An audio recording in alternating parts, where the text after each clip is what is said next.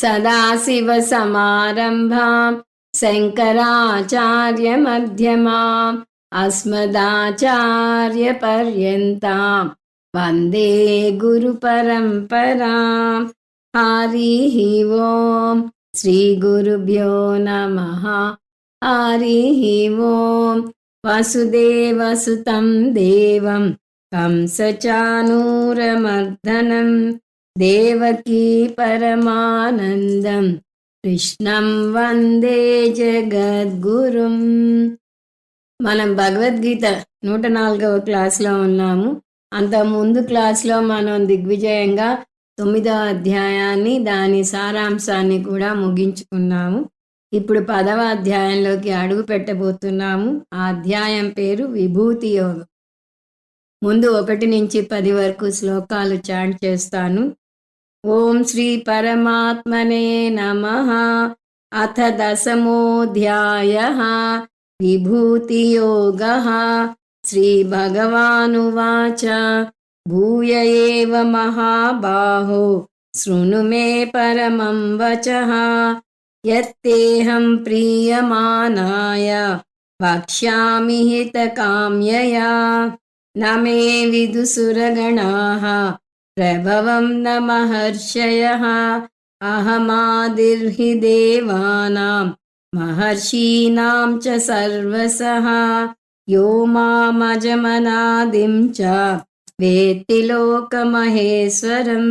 అసమ్మూఢసమర్థ్యేషు సర్వపాపై ప్రముచ్యతే. బుద్ధిర్జ్ఞానమసమ్మోహః క్షమా సత్యం దమః సమః. సుఖం దుఃఖం భవో భావః భయం చాభయమేవ చ. అహింసా సమతా తుష్టిః తపోదానం యశో యశః. భవంతి భావా భూతానాం మత్త ఏవ పృథగ్విధాః. మహర్షయః సప్త పూర్వే చత్వారో మనవస్తథా. మద్భావా మానసా జాతాః ఏషాం లోక ఇమా ప్రజాః. వేతాం విభూతిం యోగం చ మమ యో వేత్తి తత్వతః. సోవికంపేన యోగేన యుజ్యతే నాత్ర సంశయః. అహం సర్వస్య ప్రభవః మత్తః సర్వం ప్రవర్తతే. ఇతి మత్వా భజంతే మాం బుధా భావ సమన్వితాః. మచ్చిత్తా మద్గత ప్రాణాః బోధయంతః పరస్పరం. కథయంతశ్చ మాం నిత్యం తుష్యంతి చ రమంతి చ. తేషాం సతతయుక్తానాం భజతాం ప్రీతిపూర్వకం. దదామి బుద్ధియోగం తం ఏన మాముపయాంతి తే. 7, 8 అధ్యాయాల్లో భగవత్ తత్వం చెప్పబడింది. ఏమిటా తత్వం అంటే భగవంతుడు పరాప్రకృతి ప్లస్ అపరాప్రకృతిల మేలు కలయిక అని. పరాప్రకృతి భగవంతుని యొక్క ఉన్నత స్వరూపం అని నేర్చుకున్నాం. కారణతత్వం నుంచి కార్యప్రపంచం వచ్చింది అని చూసాం. భగవంతుడి నుంచి జగత్తు వచ్చింది అంటే భగవంతుడి కారణం, జగత్తు కార్యం అవుతుంది. ఇప్పుడు కొత్తగా మనం వాడే పదాలు కారణాన్ని తత్వం అంటున్నాం, కార్యప్రపంచాన్ని విభూతి అంటున్నాం. అంటే కారణం భగవాన్, కార్యం భగవంతుని విభూతి అవుతుంది. ఇది గనక సరిగా అర్థమైతే విశ్వరూప దర్శనం తేలిగ్గా అర్థమవుతుంది. అది అద్భుతంగా కూడా అనిపిస్తుంది. విశ్వరూప దర్శనం మనకి 7వ అధ్యాయంలో 4 శ్లోకాల్లో చూపించాడు కృష్ణ పరమాత్మ. ఒకసారి అవి గుర్తు తెచ్చుకుందాం. రసోహమప్సు కౌంతేయ ప్రభాస్మి శశి సూర్యయోః. ప్రణవః సర్వవేదేషు శబ్దఖే పౌరుషం నృషు అని మొదలెట్టాడు. దీని అర్థం జలంలో ఉన్న రసాన్ని నేను, సూర్యచంద్రుల్లో కాంతిని నేను, వేదాల్లో ఓంకారాన్ని నేను, ఆకాశంలో శబ్దాన్ని నేను, పురుషులలో పౌరుషాన్ని నేను అన్నాడు. తక్కిన శ్లోకాల్లో చెప్పిన సారం చూద్దాం. అదేవిధంగా పృథ్వీలో ఉన్న సువాసను నేను అన్నాడు. అగ్నిలో తేజస్సును నేను, అన్ని ప్రాణులలో జీవశక్తిని నేను, తాపసులలో తపస్సును నేను అన్నాడు. తర్వాత ప్రజ్ఞావంతులలో ప్రజ్ఞను నేను, తేజోవంతులలో తేజస్సును నేను, బలవంతులలో బలాన్ని నేను, కామరాగాలు లేని శక్తిని నేను, ధార్మిక కోరికను నేను. మళ్ళీ 9వ అధ్యాయంలో 4 శ్లోకాల్లో కూడా తన విశ్వరూప దర్శనాన్ని చూపించాడు. అవి కూడా చూద్దాము.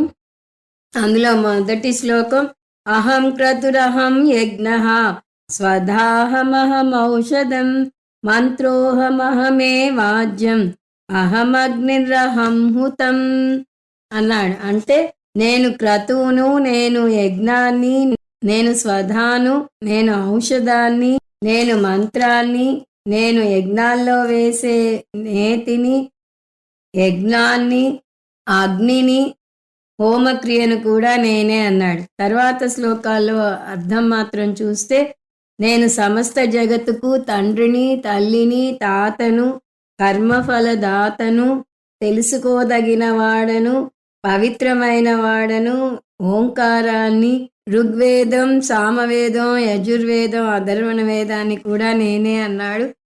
నేను గతి, భర్త, ప్రభు, సాక్షి అన్నాడు. నేను సర్వాధారాన్ని, అందరూ నన్ను శరణు వేడుతారు, నేను అందరి మంచి కోరేవాణ్ణి, నేను సృష్టి స్థితి లయకారకుణ్ణి, నేను ఈ జగత్తుకి శాశ్వతమైన బీజాన్ని అన్నాడు.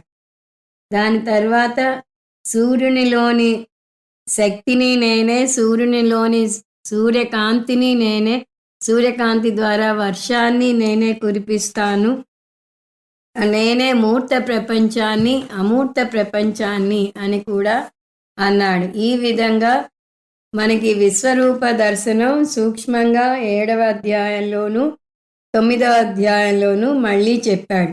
ఈ 2 అధ్యాయాల్లో చెప్పిన దాన్ని బీజంగా తీసుకుంటే ఇప్పుడు 10వ అధ్యాయంలో ఆ బీజం నుంచి ఒక వృక్షం రాబోతోందని చెప్పవచ్చు. ఎందుకు మళ్ళీ మళ్ళీ చెప్తున్నాడు అంటే ఉపాసనార్థం, ఉపాసన చేయడానికి, ఈ విషయాలను ప్రతీకగా తీసుకోవడానికి చెప్తున్నాడు.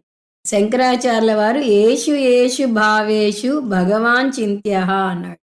అంటే ఈ పదార్థాల్లో మీరు ఏ పదార్థం తీసుకున్నా కూడా దాని మీద భగవంతుణ్ణి ఉపాసన చేయండి అని చెప్తున్నాడు కృష్ణ పరమాత్మే. తేతే భావః వక్తవ్యాః. కృష్ణ పరమాత్మే మనం జగత్తులో వేటి మీద ఉపాసన చేయాలి అనటానికి మనకి వీలుగా కొన్ని శ్రేష్టమైన వాటిని పేర్కొంటున్నాడు ఈ అధ్యాయంలో. అంటే చూడండి, మన పని తేలిక చేస్తున్నాడు. దేని మీద ఉపాసన చేయాలి అంటే మనకి అయోమయం లేకుండా ఆ బాధ్యత కూడా కృష్ణ పరమాత్మే తీసుకుంటున్నాడు. ఇక్కడ మనం గుర్తుంచుకోవాల్సిన అంశం, ఈ అధ్యాయాన్ని విభూతి యోగం అంటారు అని చూసాం. విభూతి అంటే కార్యప్రపంచం, తత్వం అంటే కారణ స్వరూపం, సగుణ నిర్గుణ ఈశ్వర స్వరూపాలు 2 వస్తాయి. 7లో చెప్పాడు, మళ్ళీ 9లో చెప్పాడు, మళ్ళీ ఇప్పుడు వివరంగా చెప్పబోతున్నాడు. ఇన్నిసార్లు చెప్పడం వల్ల పునరుక్తి దోషం రాదా అంటే రాదంటున్నారు శంకరాచార్యుల వారు. సరిగా చెప్పక మళ్ళీ నిర్లక్ష్యం వల్ల రిపీట్ చేస్తే దానికి పునరుక్తి దోషం అంటుతుంది. కానీ కావాలని ప్రయత్నపూర్వకంగా చేస్తే అది నొక్కి వక్కాణించటం కింద వస్తుంది. జగద్గురువు చేస్తున్నది 2వ పద్ధతి, అంటే నొక్కి వక్కాణిస్తున్నాడు. దాన్ని సంస్కృతంలో అభ్యాసః అంటారు. ఎందుకు అలా చెప్తున్నాడు అంటే దుర్విజ్ఞేయత్వాత్ అని శంకరాచార్యుల వారు వివరణ ఇస్తున్నారు. నేర్చుకునే అంశం చాలా కష్టమైనది కాబట్టి అది మన మనసులో దూరి నిశ్చలంగా నిలబడటానికి పదే పదే చెప్పాల్సి వస్తున్నది. ఈ మధ్యమ షట్కంలో కృష్ణ పరమాత్మ ఈశ్వర స్వరూపాన్ని వర్ణిస్తున్నాడు. మధ్యమ షట్కం అంటే 7 నుంచి 12 అధ్యాయాలు వస్తాయి. 7వ అధ్యాయం నుంచి ఈశ్వర స్వరూపాన్ని ఒక క్రమ పద్ధతిలో వర్ణించుకుంటూ వస్తున్నాడు. 7, 9లో ఈశ్వర స్వరూపాన్ని వర్ణించాడు. 10 నుంచి 12 వరకు కూడా అదే అంశం కొనసాగుతుంది. ఇంతవరకు భగవంతుణ్ణి కృష్ణ పరమాత్మ జగత్కారణ బ్రహ్మగా వర్ణించాడు, అంటే సృష్టికర్తగా వర్ణించాడు. అంతేకాకుండా భగవంతుని తత్వం రెండుగా చూపించాడు. అవి పరాప్రకృతి, అపరాప్రకృతి. పరాప్రకృతి అంటే భగవంతుని యొక్క ఉన్నత స్థాయి, అపరాప్రకృతి అంటే భగవంతుని యొక్క వ్యావహారిక స్థాయి. ఇంకో విధంగా చెప్పాలి అంటే పరాప్రకృతి చైతన్యం, అపరాప్రకృతి పదార్థం. ఆ విధంగా చైతన్యం ప్లస్ మాయ లేదా చైతన్యం ప్లస్ పదార్థం ఈజ్ ఈక్వల్ టు భగవంతుడు. పరాప్రకృతి అపరాప్రకృతిలో కొన్ని ధర్మాలు సమానంగా ఉన్నాయి, కొన్ని భిన్నంగా ఉన్నాయి. సమానంగా ఉన్న అంశాలు ఏమిటి అంటే చైతన్యం, పదార్థం లేదా మాయ రెండూ అనాది. బ్రహ్మ మాయ అంటాం ఉపనిషత్తుల్లో. చైతన్యాన్ని కానీ పదార్థాన్ని కానీ సృష్టించలేం.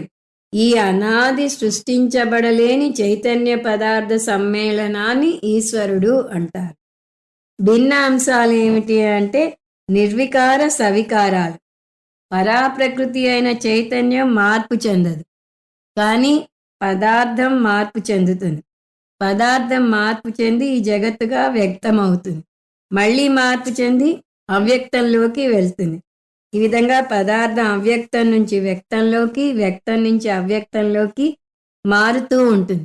వ్యక్తంలో వచ్చినప్పుడు నానాత్వం కనబడుతుంది. ఈ విధంగా పరాప్రకృతి నిర్వికారం, అపరాప్రకృతి సవికారం.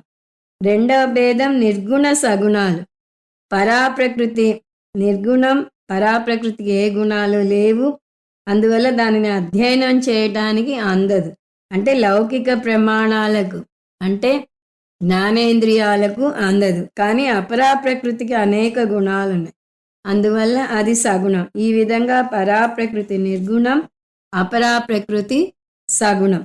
సత్యం మిథ్యలు. ఈ అంశం మనకి ఇక్కడ అవసరం లేదు, కానీ మనకు ఇది తెలుసు. ఈ సందర్భంలో గుర్తు తెచ్చుకుంటే మంచిది.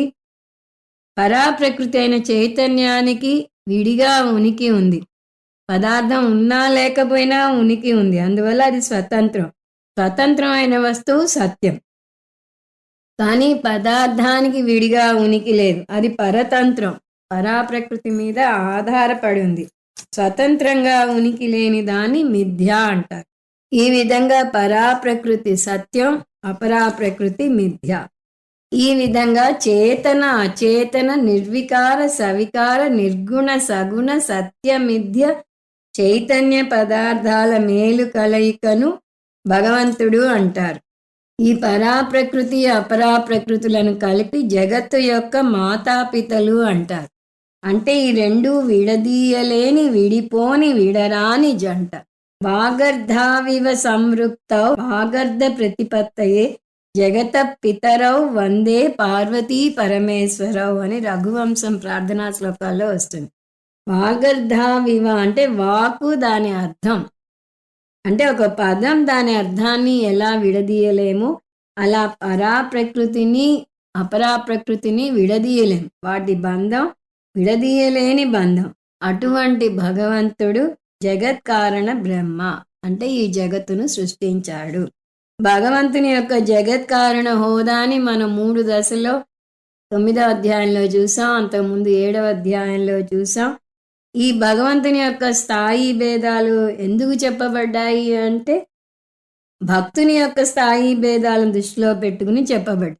అంటే మంద భక్తులు, మధ్యమ భక్తులు, ఉత్తమ భక్తులను దృష్టిలో పెట్టుకుని చెప్పబడ్డాయి. మంద భక్తులకు భగవంతుడు నిమిత్త కారణం. భగవంతుడు ఈ జగత్తును సృష్టించాడు అని చెప్తుంది శాస్త్రం. ఉదాహరణకు ఒక వడ్రంగి కుర్చీలను సృష్టిస్తాడు, ఒక కంసాలి నగలను సృష్టిస్తాడు. భగవంతుడు ఈ జగత్తును సృష్టించాడు.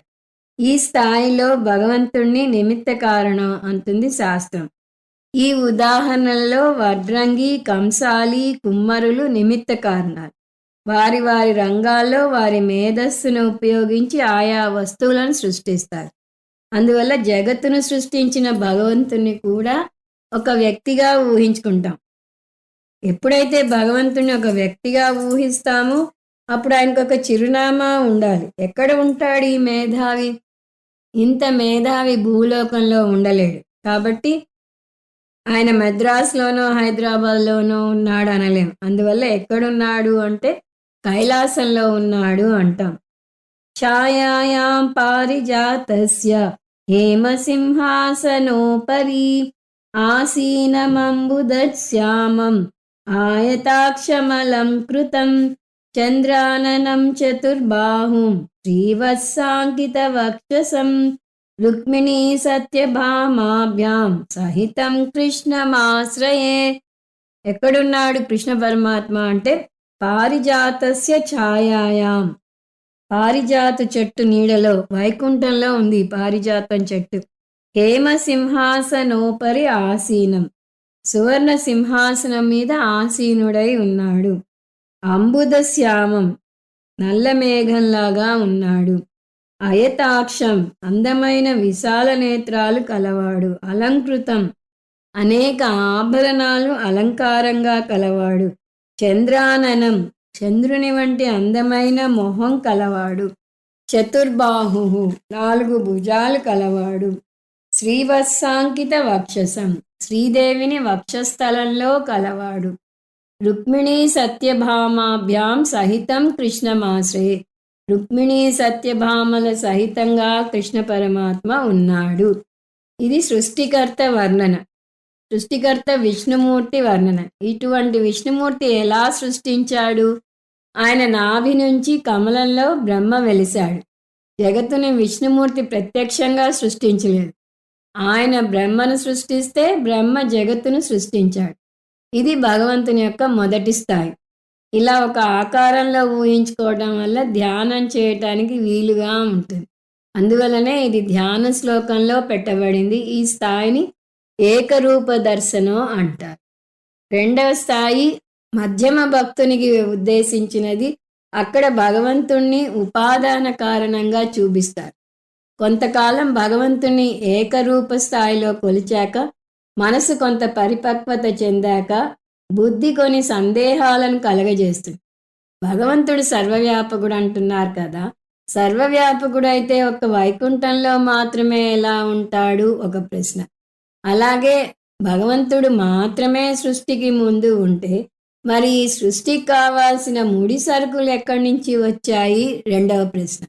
వీటన్నిటికీ శాస్త్రం దగ్గర జవాబు ఉంది. మనం శాస్త్రాన్ని పట్టుకోవాలంతే.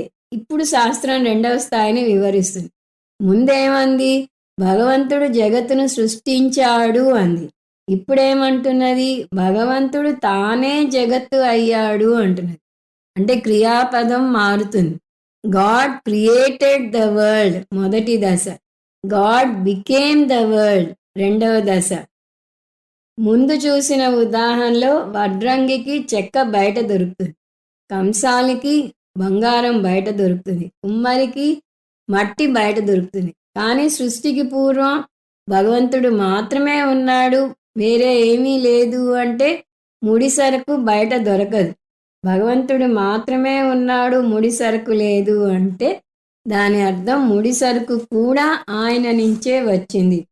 సృష్టికి పూర్వం ఆకాశం లేదు, ఆకాశంతో కూడిన పంచభూతాలు లేవు. అవి కూడా ముందు సూక్ష్మ పంచభూతాలుగా వచ్చాక వాటికి పంచీకరణం జరిగి స్థూలభూతాలుగా అవి సృష్టించబడ్డాయి. అందువల్ల ముడి సరుకు కూడా ఆయన నుంచే వచ్చింది. 2 ఆయనే ఎలా అవుతాడు అంటే మనకు ప్రకృతిలో ఒక ఉదాహరణ ఉంది. ముండకోపనిషత్ అది ఇస్తుంది. యథోర్ణనాభి సృజతే గృహ్ణతేచ. ఎలా అయితే సాలెపురుగు తనలోంచే దారాన్ని తీసుకుని సాలెగూడు కడుతుందో అలా భగవంతుడు కూడా తనలోంచే ముడి సరుకుని తీసుకుని జగత్తును సృష్టిస్తాడు అని ముండకోపనిషత్తు చెప్తుంది. అలా ఎలా సృష్టించగలడు అంటే ఇంతకు ముందే చూసాం, భగవంతుడు పరాప్రకృతి అపరాప్రకృతిల మేలు కలయిక అని. అంటే ఆయనే చైతన్య తత్వం, ఆయనే పదార్థ తత్వం కూడా. అందువల్ల భగవంతుడు తానే జగత్తు అయ్యాడు అంటుంది శాస్త్రం. దానికి వాడే పదం ఈశ్వరుడు జగత్తు యొక్క ఉపాదాన కారణం. భగవంతుడు తానే జగత్తుగా అయ్యాడు అని తెలుసుకుంటే భగవంతుడు ఎక్కడ ఉన్నాడు అని అడగం. భగవంతుడు ఎక్కడ ఉన్నాడు అని ఎవరైనా అడిగితే ఆ స్థాయిలో జవాబు చెప్పకుండా భగవంతుడు ఎక్కడ లేడు అని ఎదురు ప్రశ్నించగలగాలి. జగత్తు అంతటా భగవంతుడున్నాడు. ఇంతకుముందు ఆకాశాన్ని, వాయువును భగవంతుడు సృష్టించాడని చెప్తే ఇప్పుడు ఏమంటాం? ఆకాశం భగవంతుడే, వాయువు భగవంతుడే అంట. ఇది 7వ అధ్యాయంలో 9వ అధ్యాయంలో చెప్పాడని ఇంతకుముందే చూసాం. భగవంతుడు సూర్యకాంతిని సృష్టించలేదు. భగవంతుడే సూర్యకాంతి రూపంలో ప్రకటితమవుతున్నాడు. అందువల్ల ఉదయిస్తున్న సూర్యునికి నా నమస్కారాలు అని రుద్రంలోని నమ్మకంలో వస్తుంది. అసోయస్తామ్రో అరుణ ఉత బభ్రుసు మంగళ ఏచే మాగుం రుద్ర అభితో దిక్షు శ్రితా సహస్రసో వైశాగుం హేడ ఈమహే అసౌ యో వసత్పతి నీలగ్రీవో విలోహిత ఉతైనం గోప అదృసన్యుదహార్య. రుద్రంలో చాలా అద్భుతమైన మంత్రం ఇది. పరమేశ్వరుడు అద్భుతంగా సూర్యభగవానునిలాగా అనేక రంగులలో ప్రకటితమవుతున్నాడు. ముందుగా ఎర్రటి ఎరుపు, తర్వాత మేలిమి పసుపు, తర్వాత తెల్లటి తెలుపు రంగులలో మారుతూ ఉంటాడు. ఈ దర్శనం గోపికలకు గోప బాలికలకు అవుతుంది అంటుంది రుద్రం. వారికి వారి పనులతో క్షణం తీరిక లేకుండా ఉంటుంది. గుడికి వెళ్ళే తీరిక కూడా ఉండదు. అందువల్ల వారు గోవులను తీసుకెళ్తూ ఉండగానే వారికి దైవ దర్శనం జరుగుతుంది. అందువల్లనే సూర్య భగవానుని ప్రత్యక్ష దైవం అని, ఆయన మనకి దర్శనం ఇవ్వడానికి వస్తున్నాడు కాబట్టి ఆయన కన్నా ముందు లేచి మనం స్వాగతం పలకాలని మన శాస్త్రం చెప్తుంది. అలాగే ఉదహార్య అంటే నీళ్లు తీసుకువెళ్లే స్త్రీలకు కూడా సూర్యుని రూపంలో దర్శనం ఇస్తాడు. వాళ్ళు 3 కుండలు ఒకదాని మీద ఒకటి పేర్చి నెత్తి మీద పెట్టుకుని ముచ్చట్లాడుకుంటూ కొండకచో పోట్లాడుకుంటూ నడుస్తూ ఉంటారు. కానీ ఆశ్చర్యంగా ఆ నీళ్లు కొంచెం కూడా చిందవు. వారు కూడా గుడికి వెళ్ళనవసరం లేదు. సూర్య భగవానుని రూపంలో భగవంతుడు వారికి దర్శనం ఇస్తాడు. అలా నిరక్షరాస్యులకే కాదు, ద్విజుడికి కూడా సూర్య భగవానుని రూపంలో దర్శనమిస్తాడు. ఆ విధంగా 2వ స్థాయి భక్తికి వస్తే ఈశ్వర దర్శనం అంతటా అవుతుంది.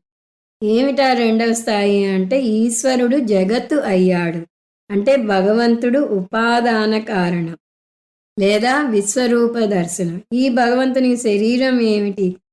భూపాదౌ యస్వనాభిర్వియదసుర నీల చంద్ర సూర్యౌచ నేత్రే. భగవంతుడు ఈ జగత్తు అంతటా ఉన్నాడు. నేను ఆయన కోసం పెద్ద క్యూలో నిల్చోని అవసరం లేదు.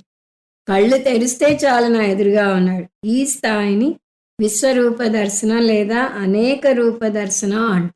ఈ మాట వచ్చినప్పుడల్లా చూస్తూనే ఉన్నాం. అనేక రూప దర్శనం అంటే అనేక దేవుళ్ళుగా కాదు, విశ్వమంతటా అనేక రూపాల్లో ఉన్నాడు అని అర్థం. ఇది మధ్యమ అధికారికి. ఈ విశ్వరూప ఈశ్వర దర్శనాన్ని 7, 9 అధ్యాయాల్లో కొంతమేరకు చవి చూసాము. ఇప్పుడు 10వ అధ్యాయంలో విభూతి యోగం పేరిట చూస్తాము. 11 విశ్వరూప దర్శనాన్నే ఇంకా వివరంగా చూపిస్తాం. ఈ విశ్వరూప దర్శనం వల్ల జగత్తుని బ్రహ్మగా చూస్తాం. జగత్తుని సరిగా అర్థం చేసుకుంటే బ్రహ్మ, బ్రహ్మను సరిగా అర్థం చేసుకోకపోతే అది జగత్తు. స్వామీజీ ఎప్పుడూ చెప్తుంటారు, ఇప్పుడు మనం భ్రమలో ఉన్నాము. మనం ఆ భ్రమను తొలగించుకుని ఈశ్వరుని గురించి తెలుసుకుంటే బ్రహ్మ దర్శనం అవుతుంది. చిన్న స్పెల్లింగ్ భేదం అంతే అంటారు. సో మొదటి దశలో భగవంతుడు అలవైకుంఠపురంలో ఉన్నాడు అనుకుంటాం. అక్కడ భగవంతుడు వేరు, జగత్తు వేరు. అది ద్వైత భక్తి. కానీ 2వ దశకు వచ్చేసరికి భగవంతుడు వేరు, జగత్తు వేరు కాదు.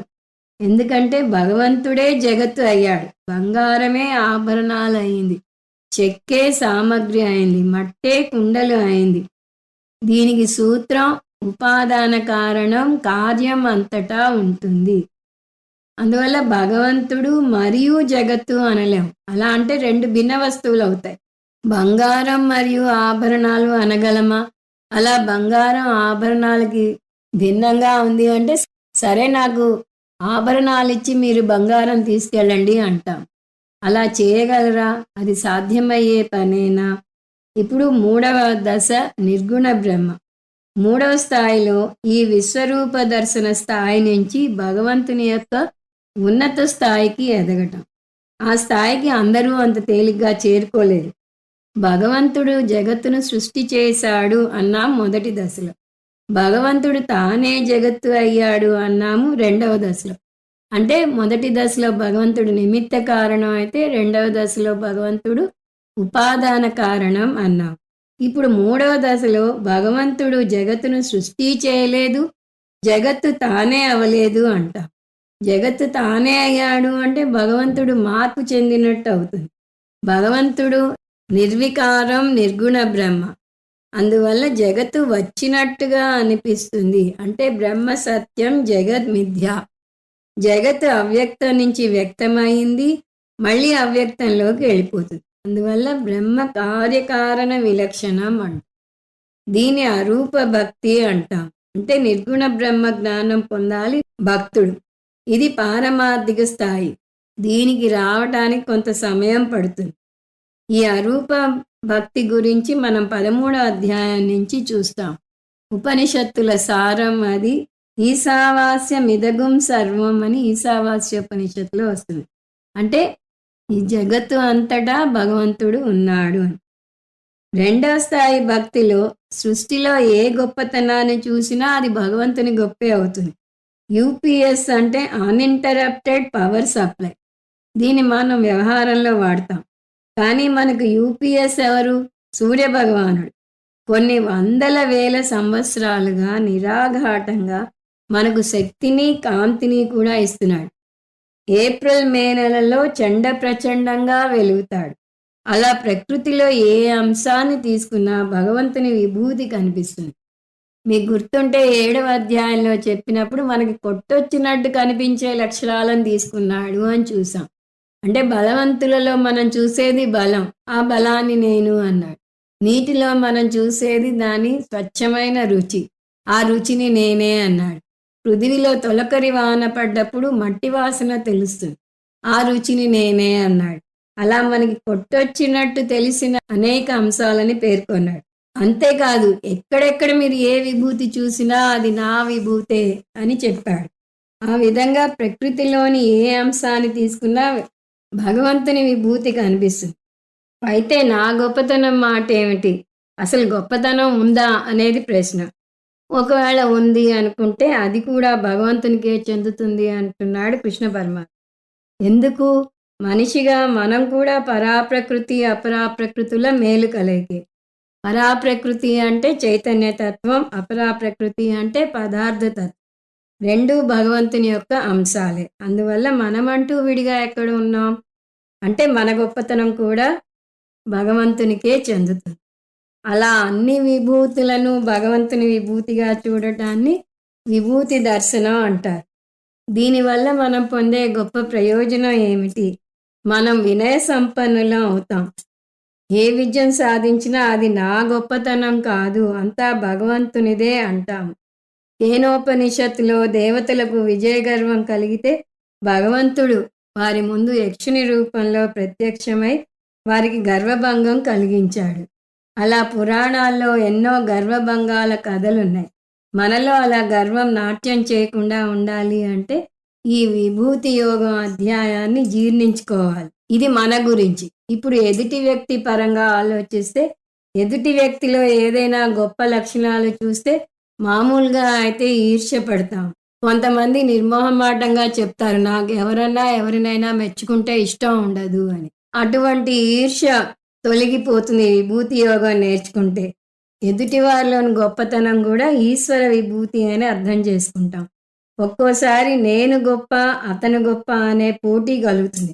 అప్పుడు రెండూ భగవంతుని విభూతులే కాబట్టి నేనే గొప్పవాడిని అతను కాదు అనే ఆలోచన తొలగి నేను గొప్పవాడిని కాదు అతను గొప్పవాడు కాదు అని అర్థమవుతుంది.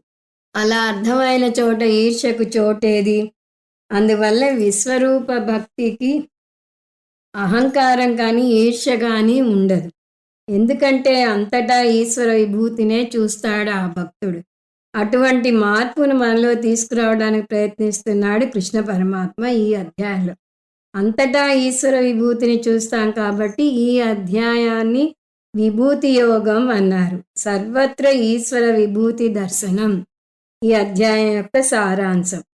ఈ అధ్యాయాన్ని ప్రధానంగా 4 అంశాలుగా విభజించవచ్చు. అవి: 1 ఈశ్వర స్వరూప దర్శనం శ్లోకాలు 1 నుంచి 11 వరకు. 2 అర్జునుని కోరిక శ్లోకాలు 12 నుంచి 18 వరకు. 3 ఈశ్వర విభూతి జ్ఞానం శ్లోకాలు 19 నుంచి 41 వరకు. 4 ఉపసంహారం శ్లోకం 42. ఇప్పుడు మొదటి అంశంలోకి అడుగు పెట్టబోతున్నాం. మొదటి అంశం ఈశ్వర స్వరూప జ్ఞానం శ్లోకాలు 1 నుంచి 11 వరకు. ఈ నేపథ్యంతో ఈ శ్లోకాలు చూద్దాం. శ్లోకం 1. శ్రీ భగవానువాచ భూయ ఏవ మహాబాహో శృణు మే పరమం వచః యత్తేహం ప్రీయమానాయ వక్ష్యామి హితకామ్యయా. భూయః అంటే మళ్ళీ చెబుతున్నాను. మొట్టమొదటి పదమే ఈ అధ్యాయంలో కృష్ణ పరమాత్మ కొత్తగా ఏమీ చెప్పబోవటం లేదు. అంత ముందు చెప్పిందే మళ్ళీ విస్తారంగా చెప్తున్నాడు అని అర్థమవుతుంది. A careful selection of a word conveys the meaning more than anything else అంటారు ఇంగ్లీష్లో. అంటే సాహిత్యంలో ఒక పదం వేస్తే ఆ పదం వల్లనే రచయిత చెప్పాలనుకున్న భావం మొత్తం వచ్చేస్తుంది. ఇక్కడ కృష్ణ పరమాత్మ భూయః అనే పదం వేశాడు. అంటే నీకు మళ్ళీ చెబుతాను, అంటే అంత ముందు చెప్పిందే మళ్ళీ చెప్తాను అని అర్థం. సో భూయ ఏవ అంత ముందు చెప్పినదే. మహాబాహో గొప్ప బాహువులు కల ఓ అర్జున నేను చెప్పేది విను అంటున్నాడు. ఇది కూడా ముందే చూసాం. అలా మళ్ళీ మళ్ళీ చెప్తే పునరుక్తి దోషం రాదా అంటే ఆ పునరుక్తి దోషం ఎప్పుడు వస్తుంది అంటే చెప్పే పద్ధతి తెలియక మళ్ళీ మళ్ళీ చెప్తే వస్తుంది. కానీ ఇక్కడ అభ్యాసం కోసం చెప్తున్నాడు. ఎందుకంటే దుర్విజ్ఞేయత్వాత్ అని శంకరాచార్యుల వారు చెప్పారు. అంటే నేర్చుకునే విషయం జటిలమైనది కాబట్టి దాన్ని అనేక సార్లు చెప్పాల్సి ఉంటుంది. ఎందుకు మళ్ళీ చెప్తున్నాను అంటే మనం సబ్జెక్ట్ క్లిష్టమైనది కాబట్టి అని చెప్తున్నాం. కృష్ణ పరమాత్మ 2 కారణాలు చెప్తున్నాడు. 1 ప్రియమానాయ, 2 హితకామ్యయ. అంటే ప్రియమానాయ అంటే నువ్వు ఇష్టమైన శిష్యుడివి కాబట్టి అని ఒక కారణం. 2వది నీ శ్రేయస్సు కోరి చెప్తున్నాను అని చెప్తున్నాడు. ఈ నేపథ్యంతో ఈ శ్లోకం చూస్తే శృణు అంటే విను. మీరు గమనిస్తే భగవద్గీతలో అనేక చోట్ల శృణు అంటాడు కృష్ణ పరమాత్మ. అంటే జాగ్రత్తగా విను. మన వాళ్ళు ఏం చేస్తారంటే ఫిల్టర్డ్ లిజనింగ్ అంటారు. అవతల వాళ్ళు చెప్పేది పూర్తిగా వినరు, సగమే వింటారు, లేదా వాళ్ళకి కావాల్సిన అంశం మాత్రమే వింటారు. ఒకవేళ మీరు అతను చెడ్డవాడు కాదు అని చెప్పారనుకోండి, ఆ కాదు ఎగరగొట్టేసి అతను చెడ్డవాడు వరకే వింటారు. దాంతో ఘోరాలు జరిగిపోయే అవకాశం ఉంది. అందువల్ల ఫిల్టర్డ్ లిజనింగ్ లేకుండా వినాలి. మనం ఇదంతా 3వ అధ్యాయంలో చూసాం. అంత స్పష్టంగా కృష్ణ పరమాత్మ చెప్పినా కూడా అర్జునుడు కొన్ని సందేహాలు అడిగాడు అంటే దానికి కారణం ఫిల్టర్డ్ లిజనింగ్. అంటే తనకి కావాల్సిన అంశాన్నే సరిగా విన్నాడు. అందువల్ల ఇక్కడ మళ్ళీ హెచ్చరిస్తున్నాడు, జాగ్రత్తగా విను. ఏం వినాలి? మే అంటే నేను చెప్పే పరమం వచః, నేను చెప్పే ఈ శ్రేష్టమైన పదాలు శ్రద్ధగా విను. పదాలు వాటంతట అవి శ్రేష్టమైనవి కావు, కానీ వాటిని సర్వశ్రేష్టమైన మాటలు అని ఎందుకు అంటున్నాడు అంటే సర్వశ్రేష్టమైన విషయాల గురించి ఆ పదాలు చెప్తున్నాయి కాబట్టి, శ్రేష్టమైన భగవంతుని గురించి చెప్పబోతున్నాడు కాబట్టి ఆ పదాలు శ్రేష్టమైనవి అంటున్నాడు. వచః అంటే పదాలు లేదా మాటలు. యతో పరమం వచః, నేను నీకు శ్రేష్టమైన మాటలు. తే అంటే నీకు శ్రేష్టమైన మాటలు చెప్తాను. ఎందుకు చెప్తాను అంటే ప్రియమానాయ, నీకు శ్రద్ధ ఉంది కాబట్టి. ఈ అధ్యాయం మనం గమనిస్తే అర్జునుని ప్రశ్నతో మొదలవలేదు. కృష్ణ పరమాత్మే స్వయంగా అధ్యాయం మొదలుపెట్టాడు. నేను ఇంకొన్ని వివరాలు చెప్తాను నీకు విను అని. ఎందుకు చెప్తున్నాడు అంటే 2 కారణాలు చెప్పాడని చూసా. అందులో ఈ కారణం ప్రియమాణాయ, నువ్వు నాకు ప్రియ శిష్యుడు కాబట్టి నీకంతా చెబుతాను అని అంటున్నాడు. శిష్యులకు ఎలాగైతే మంచి గురువులు నచ్చుతారో గురువులకు కూడా అలాగే మంచి శిష్యులు నచ్చుతారు. ఎందుకంటే మంచి శిష్యుడు దొరికితే గురువు తన సృజనాత్మకతను, బోధనా పటిమను బయటకు తీసుకురాగలుగుతాడు. శిష్యుడు శ్రద్ధగా వింటే గురువులో ఉత్సాహం ఉరకలు వేస్తుంది. అదే శిష్యుడు ఆముదం తాగిన మొహం పెట్టి గడియారాన్ని చూసుకుంటూ ఉంటే గురువు చెప్పేది కూడా మర్చిపోతాడు. అందువల్లనే మనం అద్వైత బోధని ఇలా ఆన్లైన్ క్లాస్లో చెప్పడం ఇష్టపడరు మన గురువులు. ఐ టు ఐ కాంటాక్ట్ ఉండాలి అంటారు వాళ్ళు. అంటే కళ్ళలో కళ్ళు పెట్టి గురువు చెప్తాడు, గురువు కళ్ళలోకి చూస్తూ గురువు హావభావాలను చూస్తూ శిష్యుడు వింటాడు. అలా గురువు శిష్యుని కళ్ళలో కళ్ళు పెట్టి చూస్తూ చెప్తున్నప్పుడు శిష్యుడికి అర్థమైందా, తలపై నుంచి వెళ్ళిందా, అతను ఆస్వాదిస్తున్నాడా, చిరునవ్వు నవ్వుతున్నాడా, మొహం మొటమొటలాడిస్తున్నాడా, ఎందుకొచ్చిన గొడవరా బాబు అన్నట్టు వింటున్నాడా, ఇవన్నీ గురువు గ్రహించగలుగుతాడు.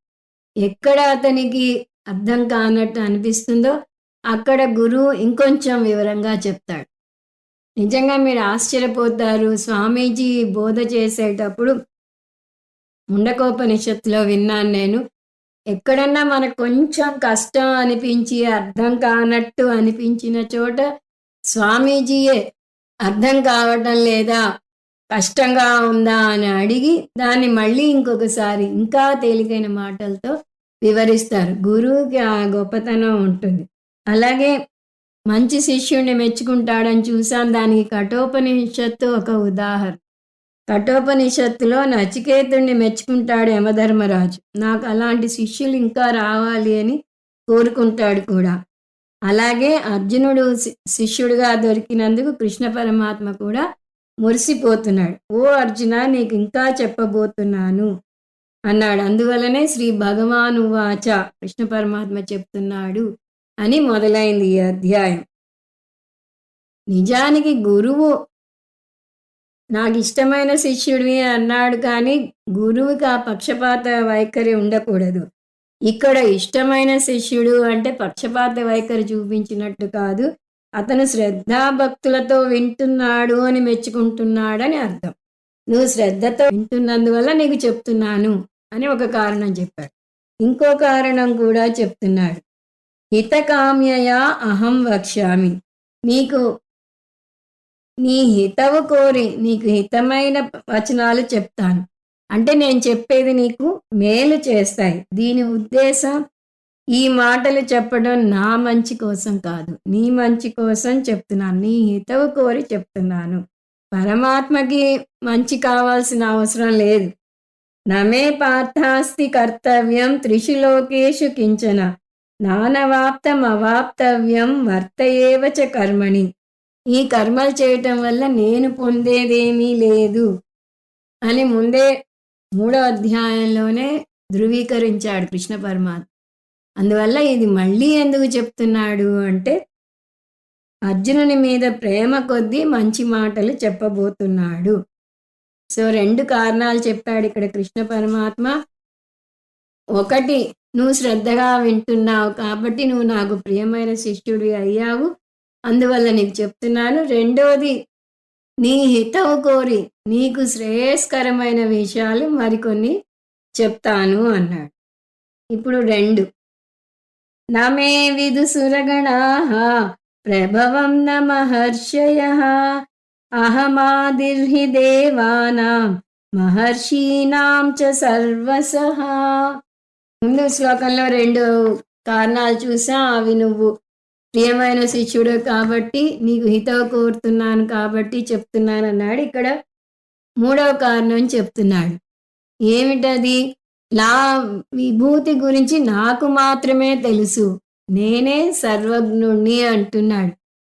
హిరణ్యగర్భ కూడా సర్వజ్ఞుడు కాదు. మనం చెప్పేటప్పుడు హిరణ్యగర్భ సర్వజ్ఞుడు అంటాం కానీ, రిలేటివ్ మెరిట్ తీసుకుంటే హిరణ్యగర్భ కన్నా సర్వజ్ఞుడు ఈశ్వరుడు. ఎందుకంటే ఈశ్వరుని నుంచి హిరణ్యగర్భ వచ్చాడు. కారణం నుంచి కార్యం వచ్చింది కాబట్టి కారణం శ్రేష్టంగా ఉంటుంది. కాబట్టి నా గ్లోరీ ఎవరికీ తెలీదు. నేను మాత్రమే నీకు చెప్పగలను. కఠోపనిషత్తులో నచికేతుడు అదే అంటాడు. యమధర్మరాజుని ఆత్మ మరణించాక ఉంటుందని కొంతమంది అంటారు, ఉండదని కొంతమంది అంటారు. దాని గురించి చెప్పగలిగిన అర్హుడవి నువ్వే. అందుకని నువ్వు నాకు మంచి గురువు దొరికావు, అది నువ్వే చెప్పు అని అంటాడు. అలాగే ఇక్కడ పరమాత్మ తత్వం గురించి పరమాత్మే చెప్పగలడు.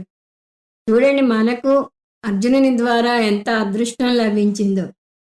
పరమాత్మ తత్వం గురించి సాక్షాత్తు కృష్ణ పరమాత్మ చెప్పినది మనం నేర్చుకుంటున్నాం. అందువల్ల నేను మాత్రమే సర్వజ్ఞుణ్ణి, నాకు మాత్రమే తెలుసు కాబట్టి నీకు చెప్తున్నాను అని చెప్పాడు. నమే విదుహు, నా గురించి వీరికి ఇప్పుడు చెప్పబోయే వారికి తెలీదు, నా విభూతుల గురించి తెలీదు అంటున్నాడు. ఎవరికి తెలీదు? ఒకటి సురగణాహ, దేవతలకు తెలీదు. ఇక్కడ దేవతలు అంటే శంకరాచార్యుల వారు బ్రహ్మాదయ అని యాడ్ చేసుకోవాలంటున్నారు. దేవతల కన్నా శ్రేష్టమైనది బ్రహ్మ. హిరణ్యగర్భ అంటాం ఉపనిషత్తులో. హిరణ్యగర్భకి కూడా తెలియదు. అలా హిరణ్యగర్భకి కూడా తెలియని నా గొప్పతనం గురించి నేను నీకు చెప్తాను అంటున్నాడు. వాళ్ళకి తెలియంది ఏమిటి అంటే ప్రభవం. ప్రభవంకి రెండు అర్థాలు చెప్తున్నారు శంకరాచార్యుల వారు. ప్రభావం ఒకటి, ప్రభావనం ఒకటి. ప్రభావం అంటే నా శక్తి, నా ప్రభు శక్తి అతిశయం తెలియదు. అంటే పూర్తిగా నా శక్తి గురించి వాళ్ళకి తెలియదు. రెండు, ప్రభవనం తెలియదు అంటే ఉపాదాన కారణంగా తెలియదు. మనం ఇంతకు ముందు కూడా చూసాం, భగవంతుణ్ణి 3 స్థాయిల్లో కొలుస్తాం. ఏకరూప ఈశ్వరుడు, అనేక రూప ఈశ్వరుడు, అరూప ఈశ్వరుడు. ఈ అనేక రూప ఈశ్వరుడికి చాలా దార్శనికులు రారు. వాళ్ళకి ఏకరూప ఈశ్వరుడే తెలుసు, ఉపాదాన కారణంగా తెలియదు. వాళ్ళ ఉద్దేశంలో మోక్షం అంటే మరణించాక ప్రయాణం చేసి కైలాసానికో వైకుంఠానికో వెళ్ళాలి, అది మోక్షం అనుకుంటారు. అందువల్ల నా ప్రభవనం, నేను ఉపాదాన కారణంగా చాలామందికి తెలీదు అని చెప్తున్నాడు. ఇక్కడ స్వామీజీ 2 రకాల మనుషుల్ని వర్ణిస్తున్నారు. ఒకటి, విశ్వరూప ఈశ్వరుని గురించి కొంతమందికి తెలీదు. చెప్పాను కదా, వాళ్ళు మరణించాక ప్రయాణం చేసి భగవంతుణ్ణి చేరుకోవాలి అని అనుకుంటారు. భగవంతుడు అంతటా ఉన్నాడు, జగత్ అంతటా ఉన్నాడు అంటే కార్యం అంతటా కారణంగా ఉన్నాడు అనే విషయం వారికి తెలీదు. ఇంకొక రకం ఉన్నారు, వాళ్ళు భగవంతుణ్ణి లోపల ఉపాసన చేయాలి అనుకుంటారు. అంటే అంతర్ముఖంగా తెలుసుకోవాలి అనుకుంటారు. దానికి వాళ్ళు పాటించే మార్గం ఉపాసన. సో ఈ 2 రకాల మనుషులకు కూడా భగవంతుని తత్వం పూర్తిగా తెలియదు. మహర్షయ అంటే భృగు మహర్షి మొదలైన వాళ్ళు, సప్త ఋషులు ఉన్నారు మనకి. వారు అత్రి, భృగు, కుత్స, వశిష్ఠ, గౌతమ, కాశ్యప, అంగిరస ఋషయ. ఇంకొక చోట సప్త ఋషులను ఈ పేర్లతో చూస్తాం. భృగుం, మరీచిం, అత్రిం చ పులస్త్యం, పులహం, కృతుం, వశిష్ఠం చ మహాతేజ సహ సృజత మానస సుతాన్ అని వస్తుంది. సో సప్త ఋషులు అని తీసుకోవచ్చు వాళ్ళ పేర్లు ఏవైనా కూడా. దేవతలకే తెలీదు, సప్త ఋషులకే తెలియదు అంటే ఇంకా మనుషులకు తెలుస్తుందా అనే ప్రశ్నకి చోటే లేదు. దీని కౌముతిక న్యాయం అంటారు. మనుషుల కన్నా శ్రేష్టమైన వారికే తెలియనప్పుడు ఇంకా ఆఫ్టర్ ఆల్ మనిషికి ఎలా తెలుస్తుంది? వాళ్లకు తెలియదు. అందువల్ల నువ్వు నా దగ్గర నుంచే పూర్తి జ్ఞానం పొందగలవు అంటున్నాడు. వారికి నా గురించి తెలియదంటే వారంతా అల్పజ్ఞులు. అలాంటి అల్పజ్ఞులు సర్వజ్ఞుడైన భగవంతుని గురించి ఎలా తెలుసుకోగలరు? సురగణాః మే ప్రభవం న విదుః అంటే దేవతలకి కూడా పూర్తిగా నా గురించి తెలియదు అన్న చోట కేనోపనిషత్తు దేవతల గర్వభంగం గురించి చెప్తుంది అని చూసాం. అది టూకీగా కథ చూద్దాం. దేవతలకు రాక్షసులకు ఎప్పుడూ యుద్ధం జరుగుతూ ఉంటుంది. ఎక్కువగా దేవతలే గెలుస్తూ ఉంటారు, రాక్షసులు ఓడిపోతూ ఉంటారు. అలా ఒకసారి దేవతలు గెలిచినప్పుడు ఎందుకో వారిలో గర్వం పొడసు. ఆ గర్వాన్ని వెంటనే అణచాలనుకున్నాడు భగవంతుడు. అందువల్ల వారి ముందు యక్షుడిగా కొంచెం దూరంలో ప్రత్యక్షమయ్యాడు. మరీ దగ్గరగా ఉంటే ఎవరో తెలిసిపోతుంది, మరీ దూరంగా ఉంటే వీళ్ళు చూడను కూడా చూడరు. అందుకని కనిపించకుండా అక్కడ నిల్చున్నాడు. ముందు అదెవరో తెలుసుకోవడానికి అగ్నిదేవుణ్ణి పంపించారు. అగ్నిదేవుణ్ణి జాతవేద అంటారు. ఆయనకి తెలియనిదంటూ ఉండదు. కానీ అగ్నిదేవుడికి యక్షుడెవరో తెలియలేదు కాబట్టి తెలుసుకుని రమ్మని పంపిస్తే, ఎవరు నువ్వు అని అతను యక్షుడిని అడిగేలోపే యక్షుడే అగ్నిదేవుణ్ణి ఎవరు నువ్వు అని అడుగుతాడు. నేను అగ్నిని అంటే ఏం చేయగలవు అంట. ఈ భూలోకంలో ఉన్నవన్నింటినీ దహించగలను అంటాడు అగ్ని. అన్నీ అక్కర్లేదు, ఇదిగో ఈ గడ్డిపోచను దహించు అని ఒక ఎండి గడ్డిపోచను అగ్ని ముందు పెడతాడు. అగ్ని ముందు కేర్లెస్గా దహించడానికి చూస్తాడు, అది కొంత కూడా కాలదు. అప్పుడు తన శక్తినంతా ఉపయోగిస్తాడు, అయినా అది కాలదు. అప్పుడు అతనికి గర్వభంగం అవుతుంది. నా శక్తి భగవంతుని వల్లనే వచ్చింది, నాదేమీ లేదు అని గ్రహించుకుని వినయంగా వెనక్కి తిరిగి వస్తాడు. తర్వాత వాయువు వెళ్తాడు. వాయువుది కూడా ఇదే పరిస్థితి. ఏదైనా నేను లేపగలను అంటాడు. ఈ గడ్డిపోచం లేపు చాలు అంటాడు. అతని వల్ల కూడా కాదు. చివరికి ఇంద్రుడు వెళ్తాడు. ఇంద్రుడు వెళ్ళేసరికి యక్షుడు మాయమైపోతాడు. అయ్యో, నేను యక్షుడిని చూడలేకపోయాను, ఇదంతా నా గర్వం వల్ల అని వెంటనే ఇంద్రుడు గ్రహించి ప్రార్థన చేస్తే అప్పుడు ఈశ్వరుడు ఉమాదేవి రూపంలో ప్రత్యక్షమై ఇంద్రుడికి జ్ఞానబోధ చేస్తాడు. ఇంద్రుడు తను పొందిన జ్ఞానాన్ని మళ్ళీ అగ్నికి వాయువుకి బోధిస్తాడు. అందువల్ల దేవతల్లో వీరు ముగ్గురు శ్రేష్ఠులు. ఇంద్రుడు ఇంకా శ్రేష్ఠుడు, ఎందుకంటే అతను డైరెక్ట్గా బోధ విన్నాడు అని వస్తుంది. దీని అర్థం ఎక్కడన్నా ఎవరికైనా గర్వం పొడసూపుతూ ఉంటే భగవంతుడు ఏదో విధంగా వారికి గర్వభంగం చేస్తాడు. మనకి పురాణాల్లో అనేక గర్వభంగ కథలు ఉంటాయి. హనుమంతుడి గర్వభంగం, అర్జునుని గర్వభంగం, రుక్మిణీదేవి గర్వభంగం, సత్యభామ గర్వభంగం, ఇలా ఎన్నో. ఇక్కడ మనకి తీసుకునే అంశం గర్వభంగం కాదు. ఈ దేవతలకు కూడా భగవంతుని గురించి తెలియదు, ఎందుకంటే ఉమాదేవి ప్రత్యక్షమై జ్ఞానబోధ చేశాక కానీ వారికి తెలియలేదు అని అర్థం. నా విదుహు అంటే వారికి తెలియదు. ఏమిటి తెలియదు అంటే మే ప్రభవం, ఇందాకే చూసా నా శక్తి గురించి, నేను ఉపాదాన కారణం లేదా విశ్వరూపం అనే విషయం తెలీదు అంటాడు. మహర్షయ అపి న విదు, మహర్షులకు కూడా తెలీదు, ఎందుకంటే దానికి కూడా కారణం కృష్ణ పరమాత్మ చెప్పబోతున్నాడు. అహం ఆదిహి హి, నేను సృష్టికర్తను, వారు నా తర్వాత వచ్చారు, వారికి నేను సృష్టికర్తను. వారికి పరిమితమైన మనసు, పరిమితమైన బుద్ధి ఉంది. అహం ఆదిహి అంటే నేను కారణం, నేను మూల కారణం అని తర్వాత చెప్తాడు. ఇక్కడ నేను వారికి కారణం అంటే వారు నా నుంచి వచ్చారు కాబట్టి నా గురించి వారికి పూర్తిగా తెలియదు. పిల్లలకు చూడండి, తల్లిదండ్రుల గురించి అన్ని వివరాలు తెలియవు. అలాగే నా నుంచి పుట్టిన ఈ దేవానాం మహర్షీనాం, దేవతలకు మహర్షులకు నా గురించి పూర్తిగా తెలియదు. ఎందుకంటే వారు కార్యం, నేను వారి కారణం. అంటే నేనే వారిని సృష్టించాను. బ్రహ్మదేవుణ్ణి కూడా విష్ణుమూర్తి సృష్టించాడని పురాణాలలో చూస్తాం. బ్రహ్మదేవుడు ఉద్భవించాక చుట్టూ చూస్తే అంతా చీకటిగా ఉందిట. తను తప్ప ఎవరూ వేరే లేరు. బ్రహ్మదేవుడు ముందు భయపడ్డాడు. అప్పుడు తపస్సు చేస్తే విష్ణుమూర్తి బ్రహ్మకు జ్ఞానాన్ని ప్రసాదించాడు. యో బ్రహ్మానాం విదధాది పూర్వం యో వై వేదాంశ్చ ప్రహిణోతి తస్మై అని శాంతి పాఠాల్లో వస్తుంది. అందువల్ల భగవంతుడు బ్రహ్మదేవుని కూడా సృష్టికర్త, కాబట్టి బ్రహ్మ కూడా సర్వజ్ఞుడు కాదు. సర్వసహ నేను సర్వజ్ఞుణ్ణి. అన్ని విధాలా నేను సర్వజ్ఞుణ్ణి. నేను కారణం అంటే నిమిత్త కారణం మాత్రమే కాదు, ఉపాదాన కారణం కూడా. అంటే నేను వారిని సృష్టించడమే కాదు, వారి ద్వారా ప్రకటితమవుతున్నాను కూడా అని చెప్పాడు కృష్ణ పరమాత్మ. శ్లోకం 3. యో మామజమనాదిం చ వేత్తి లోకమహేశ్వరం అసమ్మూఢ సమత్యేషు సర్వపాపై ప్రముచ్యతే. తెలివైన వ్యక్తి జగత్ కారణ ఈశ్వరుని గురించి తెలుసుకోవడానికి ప్రయత్నిస్తాడు. ఇప్పటి పరుగు పందెంలో మనం ఎంతసేపు ధనార్జన కోసం మొగ్గు చూపుతున్నామే కానీ ఆధ్యాత్మికత వైపు తిరగటం లేదు.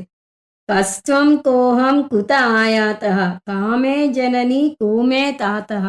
సంస్కృతంలో తాత అంటే తండ్రి. సో నేనెవరు, ఎక్కడి నుంచి వచ్చాను, నా తల్లి ఎవరు, నా తండ్రి ఎవరు, ఇటువంటి ప్రశ్నలను ఉత్తమ అధికారి మాత్రమే వేసుకుంటాడు. ఇటువంటి ప్రశ్నను ఉపనిషత్తులో చూస్తాం. ముండకోపనిషత్తులో తస్మిన్ను భగవో విజ్ఞాతే సర్వమిదం విజ్ఞాతం భవతీతి. ఏ ఒక్కటి తెలుసుకుంటే అన్నీ తెలిసినట్టు అవుతుందో ఆ విద్యను బోధించు నాకు అంటాడు సౌనకుడు అంగిరస ఋషిని. అసమూఢ అంటే అటువంటి ఉత్తమ అధికారి యహమాం వేత్తి, నా గురించి తెలుసుకుందాం అని అనుకుంటాడు. నా గురించి అంటే జగత్ కారణమైన నా గురించి, ఇంకా మాట్లాడితే పరాప్రకృతి గురించి తెలుసుకుందాం అనుకుంటాడు. సో ఎటువంటి నేను అజం అనాదించ. అజం అంటే నాకు పుట్టుక లేదు, ఆది అంటే కారణం, అనాది అంటే కారణరహితం. నేను తక్కిన వారందరికీ మూల కారణం కానీ నాకు వేరే కారణం లేదు. అంటే భగవంతుడు ఆత్యంతిక మూల కారణం. భగవంతుడి నుంచే ఆకాశం, వాయువు, హిరణ్యగర్భ అన్నీ వచ్చాయి, అన్నీ కార్యంలోకి వస్తాయి. ఆకాశం నుంచి వాయువు వచ్చింది అని చూస్తాం. అంటే వాయువు కార్యం, ఆకాశం కారణం. కానీ ఆకాశం కూడా భగవంతుడి నుంచి వచ్చింది కాబట్టి ఆకాశం కార్యం, భగవంతుడు కారణం. మరి భగవంతుడికి కారణం ఎవరు అంటే భగవంతునికి పుట్టుక లేదు, అంటే కారణరహిత. అహం కారణ రూప అంటున్నాడు. నేను వీటన్నిటికీ కారణాన్ని, కానీ అహం కారణరహిత. నేను మళ్ళీ కారణం అవను. సాధారణంగా ప్రతి కారణం కూడా మళ్ళీ కార్యం అవుతుంది. మన తల్లిదండ్రులు మనకి కారణం, కానీ వారి తల్లిదండ్రుల ముందు వారు కార్యం అవుతారు, వారి తల్లిదండ్రులు కారణం అవుతారు. అలా వెనక్కి మూల కారణానికి వెళ్తే భగవంతుడు మూల కారణం. భగవంతుడికి కారణం ఎవరు అంటే భగవంతుడికి కారణం లేదు. సో కారణం లేని కారణం. సో ఆదిహి అంటే కారణం, అనాదిహి అంటే కారణరహితం. భగవంతుడికి కారణం లేకపోతే భగవంతుడు కార్యం కాదు, అంటే పుట్టుక లేదు. ఆ విధంగా మనం భగవంతుడికి వేరే పుట్టుక లేదు, అజం అని చెప్తాం. యహమాం వేత్తి. సో ఎవరైతే అధిష్టాన కారణభూత ఈశ్వరుని తెలుసుకుంటారో, ఆ అధిష్టాన ఈశ్వరుడు ఎవరు? లోకమహేశ్వరం, స్థితి కారణం. సృష్టి కారణం అని ఇందాక చెప్పాడు, ఇప్పుడు లోకమహేశ్వరం అంటున్నాడు కాబట్టి స్థితి కారణం. అందువల్ల మన లయ కారణం కూడా కలుపుకోవాలి. లోకానికి మహేశ్వరుడు అంటే స్థితి కారణం, సృష్టి స్థితి లయ కారణమైన ఈశ్వరుణ్ణి. సహ మత్యేషు అసమ్మూఢ. మనుషులలోకెల్లా తెలివైన వ్యక్తి నా గురించి తెలుసుకుంటాడు. అలా తెలుసుకోవడం వల్ల అతను పొందే లాభం ఏమిటి? సర్వ పాపై ప్రముచ్యతే. సంసారంలోని పాపాలన్నీ తొలగిపోయి మోక్షం పొందుతాడు. సర్వ పాపై అంటే తెలిసి చేసిన పాపాలు, తెలియకుండా చేసిన పాపాలు కూడా నశించిపోతాయి. ఉదాహరణకి చీమ దానంతటా అది వెళ్తుంటే దాన్ని పట్టుకుని దాన్ని హింసిస్తే అది తెలిసి చేసిన పాపం. మనం నడుస్తుంటే మనకు తెలియకుండా మన కాళ్ళ కింద అనేక చీమలు నలిగిపోతుంటాయి, అది తెలియకుండా చేసిన పాపం. ఏదైనా కూడా ఆ రెండు పాపాలు తొలగిపోతాయి. ఇక్కడ మనం నా గురించి తెలుసుకుంటే అని కృష్ణ పరమాత్మ చెప్తున్నప్పుడు ఒక విషయం గమనించాలి. ఇక్కడ కృష్ణ పరమాత్మ చెప్పేది అరూప ఈశ్వరుడు కాదు, విశ్వరూప ఈశ్వరుడు. అంటే మధ్యమ అధికారి తెలుసుకునే ఈశ్వరుడు. అతనింకా ఉత్తమ అధికారి కాలేదు. అరూప ఈశ్వరుని గురించి తెలుసుకోలేదు. కానీ అతను త్వరలోనే ఉత్తమ స్థాయికి వెళ్ళి అరూప ఈశ్వర జ్ఞానం పొంది అప్పుడు మోక్షం పొందుతాడు అని మనం కలుపుకోవాలి. సృష్టి మాత్ర ఈశ్వరుడు నిమిత్త కారణం. అది మంద అధికారికి అర్థమవుతుంది. అది ఏకరూప ఈశ్వరుడు అని చూసాం. ఇక్కడ భగవంతుని మేధస్సును స్తుతిస్తున్నాం కాబట్టి ఆయన్ని చతుర్ముఖ బ్రహ్మగానో, పంచముఖంగానో, షణ్ముఖంగానో, అష్టముఖంగానో, సహస్రశీర్ష పురుషునిగానో కొలుస్తాం.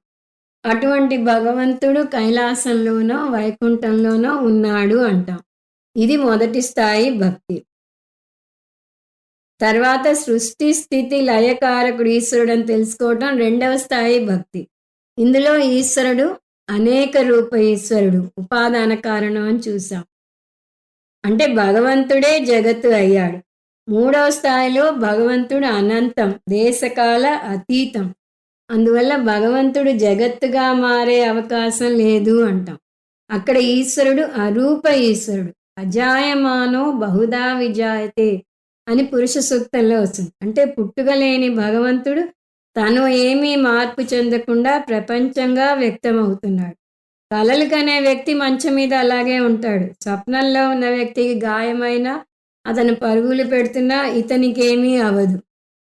దీని వివర్త ఉపాదాన కారణం అంటారు. పాలు తోడి పెడితే పెరుగు అవుతుంది. పాలు దాని క్షీరత్వాన్ని పూర్తిగా కోల్పోతుంది. దాన్ని పరిణామి ఉపాదాన కారణం అంటారు. కానీ స్వప్నం చూస్తున్న జాగ్రత్త పురుషుడికి ఏమీ అవదు. వివర్త ఉపాదాన కారణం అంటారు. భగవంతుడు వివర్త ఉపాదాన కారణం. ఇది మూడవ దశ. ఈ మూడు దశలు మళ్ళీ ఒకసారి చూస్తే భగవంతుడు జగత్తును సృష్టించాడు, అది నిమిత్త కారణం. భగవంతుడు జగత్తుగా తానే అయ్యాడు, అది ఉపాదాన కారణం. భగవంతుడు జగత్తుగా ప్రకటితమవుతున్నాడు, అది వివర్త ఉపాదాన కారణం. ముందే చూసినట్టుగా ఈ అధ్యాయంలో మనం చూస్తున్న భగవంతుడు రెండవ స్థాయి భగవంతుడు. ఈ మూడవ శ్లోకంతో ఉపోద్ఘాతం అయింది. ఇప్పుడు 4 నుంచి 11 వరకు ఈశ్వర స్వరూపాన్ని, ఈశ్వర విభూతిని సూక్ష్మంగా చెప్తాడు కృష్ణ పరమాత్మ. తర్వాత అర్జునుడు ఇంకా కొన్ని వివరాలు చెప్పమని కోరితే మళ్ళీ మరికొన్ని వివరాలు చెప్పుకొస్తాడు. రెండవ స్థాయి ఈశ్వరుడు అంటే ఈశ్వరుడు జగత్తుగా తానే అయ్యాడు అన్నాం కదా. తానే చైతన్యం, తానే పదార్థం లేదా జడం అని చూసాం. జగత్తును వర్ణించటానికి వీలుగా దానిని రెండుగా విభజించాడు. అవి బాహ్య ప్రపంచంలోని వస్తువులు, ఆంతర ప్రపంచంలోని ఆలోచనలు. బాహ్య ప్రపంచము, ఆంతర ప్రపంచము కూడా నా నుంచే వచ్చాయి అని చెప్పబోతున్నాడు. భగవంతుడిని చూడాలంటే ఎక్కడికో వెళ్ళనవసరం లేదు. కళ్ళు తెరిస్తే భగవంతుడు, కళ్ళు మూస్తే భగవంతుడు. ముందు అంతర ప్రపంచాన్ని వర్ణించబోతున్నాడు. అది ఎలాగో వచ్చే క్లాస్లో చూద్దాం. ఓం తత్సత్. సర్వం శ్రీకృష్ణార్పణమస్తు. ఓం పూర్ణమద పూర్ణమిదం పూర్ణాత్ పూర్ణముదచ్యతే పూర్ణస్య పూర్ణమాదాయ పూర్ణమేవావశిష్యతే.